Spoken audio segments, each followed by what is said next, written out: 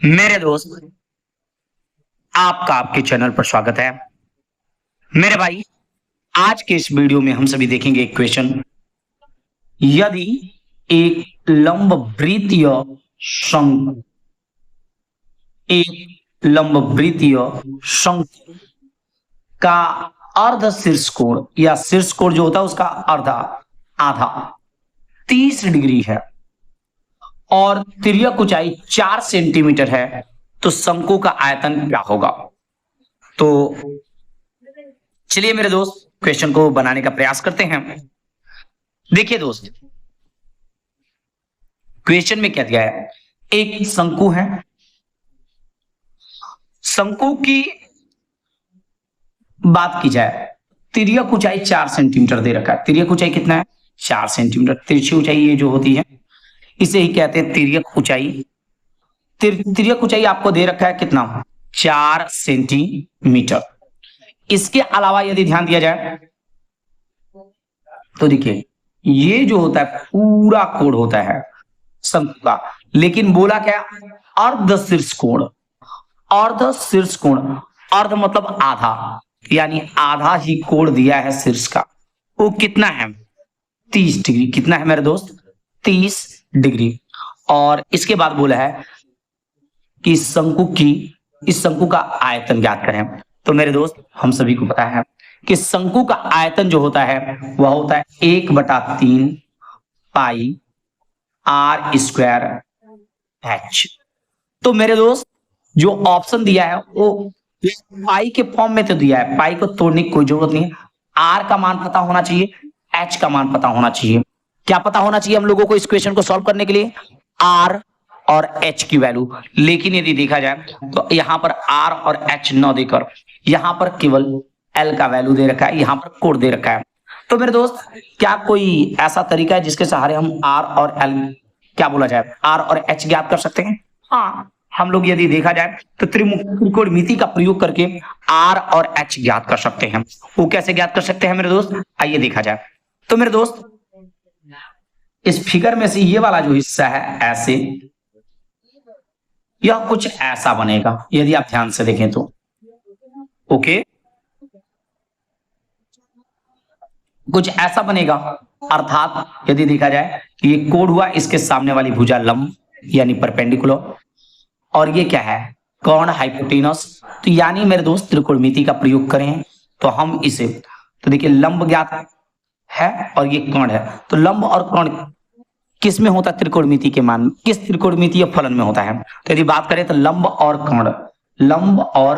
कर्ण perpendicular और hypotenuse, वह होता है आपको साइन में। किस में प्रयोग किया जाता है? साइन में। अगले टर्म में देखते हैं दोस्त, इसके सहारे हम लोग क्या कर सकते हैं। देखा जाए मेरे भाई, देखिए आर ज्ञात करना है और ये एच दिया है। एच ने बोला जाए हाइपोटेनस अर्थात कर्ण। तो मेरे भाई, लंब और कर्ण किस में होता है? साइन में। साइन 30 मैंने लिया, साइन 30 लेंगे तो क्या होगा भाई? जब साइन 30 लेंगे उसके सामने वाला लंब आर और कर्ण कितना? 4। साइन 30 बराबर कितना? आर बटा में 4। साइन 30 का मान 1/2 और आर बटा 4 अपनी जगह पर। मेरे दोस्त, इसी तरीके से यदि हम लोग आर का मान ज्ञात करें, 4 इधर आएगा तो क्या हो जाएगा? आर बराबर 1/2 गुणे 4, अर्थात आर बराबर क्या होगा? 2 से 2 कट जाएगा, यानी आर बराबर 2 सेंटीमीटर। मेरे दोस्त, यदि समझने का प्रयास करें तो आर का मान यहाँ पे मिल चुका है। कितना? आर बराबर 2 सेंटीमीटर। लेकिन एच तो अभी चाहिए ही हमें। तो अब देखिए, साइन का प्रयोग किए तो लंब मिल गया यार, कॉस का प्रयोग करेंगे तो आधार मिल जाएगा अर्थात एच मिल जाएगा। तो देखते हैं मेरे दोस्त, समझने का प्रयास करते हैं। आर मिल गया है, अब एच ज्ञात करने के लिए अगला प्रोसेस देखते हैं मेरे दोस्त। इस वाले सिस्टम में बात वही है मेरे भाई, देखा जाए बस कॉस थीटा यूज करेंगे।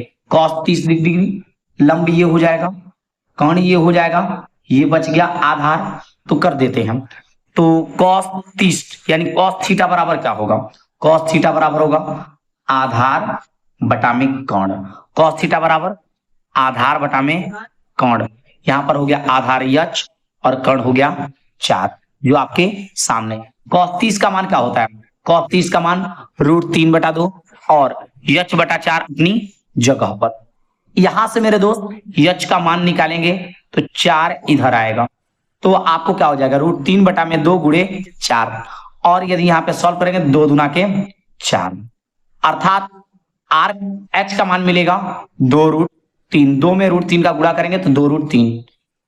अब मेरे भाई आप यदि ध्यान दें, समझने का प्रयास करें, तो आपको यहाँ पे पता चलेगा कि r तो हम लोग पहले ही ज्ञात कर चुके थे। यहाँ पे 2 सेंटीमीटर, r 2 सेंटीमीटर, और यहां पर हम लोग क्या ज्ञात कर लिए? h ज्ञात कर लिए 2√3 सेंटीमीटर। सेंटीमीटर में होगा ये। तो अब हम लोग आयतन बहुत ही आसानी से ज्ञात कर सकते हैं, क्योंकि r और h हमें प्राप्त है। सूत्र बैठा लेते हैं। शंकु का आयतन बराबर 1/3 पाई r स्क्वायर h।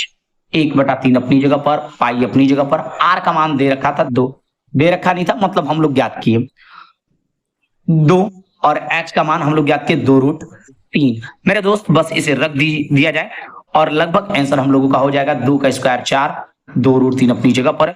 इसे सॉल्व करते हैं मेरे दोस्त, तो हम लोगों का कुछ ऐसा होगा। 1 का गुणा 4 में करेंगे 4, 4 दूना के 8, और ये बच गया √3, तो 8√3, और ये बच गया पाई।